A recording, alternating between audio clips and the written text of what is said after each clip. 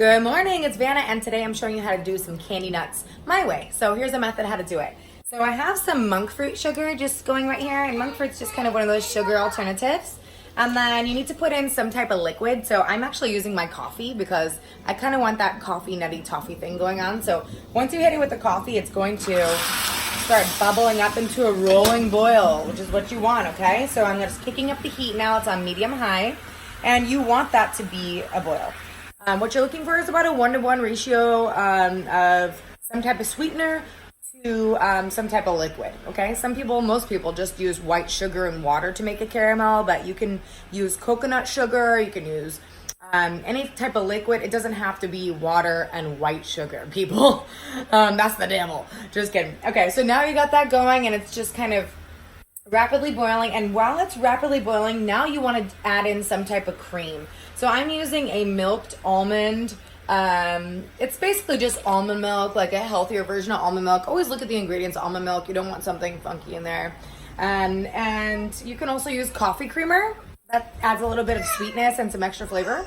Or you can just use heavy whipping cream, and that makes it super decadent and really like ooey gooey. So it kind of depends on what you're after. And then once you got that rolling boil going where it's really rapidly boiling, that's when you want to add in the cream.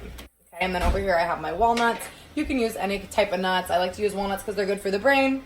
And then we're just going to add in the cream. And that's going to make us a caramel sauce, okay? So if you like it like thicker, then you put less cream. The more cream that you add in, the thinner it is going to be. So the more gooey it will become. I also like to make my sugar pretty well cooked because I like that dark taste of the sweetener when it's like really reduced. So yeah, so we're going to just take that right there, and I'm gonna pop on one of my handles on my Salad Master pot and just pour it out. So my handle's on, it's getting ooey gooey.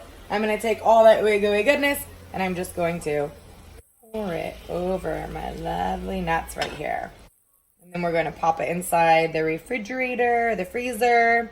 You could put in some chocolate chips. You can put in some dried cranberries. I might even just add a little bit more nuts just because I have enough space to do so.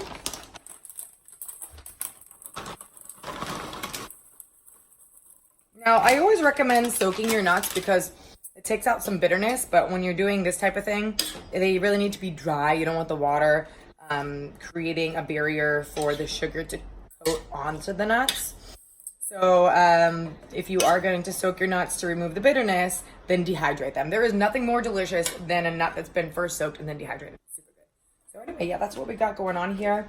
If you have any more questions about cooking, or you want to learn some other amazing recipes, make sure you add me on Cook with Vanna on YouTube or Cook with Vanna on Instagram. Take care.